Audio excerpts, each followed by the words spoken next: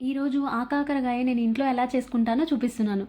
First ఈ కాకరకాయలని పసుపు, ఉప్పు వేసి శుభ్రంగా కడుక్కోవాలి. తర్వాత చిన్న ముక్కలుగా చేసుకొని ఫ్రై చేయడమే. ఈ ఫ్రై పప్పుచారు, పప్పులోకి నంచుకుంటాకి చాలా బాగుంటుంది. ఒక ప్యాన్ తీసుకొని హీట్ అయిన తర్వాత ఆయిల్ పోసుకొని ముందుగా చిన్న ముక్కలుగా తరిగి పెట్టుకున్న కాకరకాయని వేయాలి. బాగా ఫ్రై అయ్యాక ఎక్సెస్ ఆయిల్ తీసేసుకోవాలి. తర్వాత ఒక మిక్సీ జార్లో 1 స్పూన్ ధనియాలు, 1 స్పూన్ జీరా, కొంచెం ఎండు కొబ్బరి ముక్కలు, 6-7 వెల్లుల్లి రెబ్బలు, 1 స్పూన్ కారం వేసుకొని గ్రైండ్ చేసుకోవాలి. తరువాత ఈ పొడిని కాకరకాయ ముక్కలలో వేసుకొని 3 మినిట్స్ ఫ్రై అవ్వనివ్వాలి. ఎంతో ఈజీ అండ్ సింపుల్గా అయ్యే ఆ కాకరకాయ రెడీ.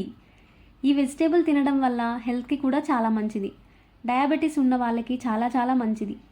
పిల్లలకు చిన్నప్పటి నుంచి ఇది అలవాటు చేయడం వల్ల మామూలు కాకరకాయ కూడా తింటారు.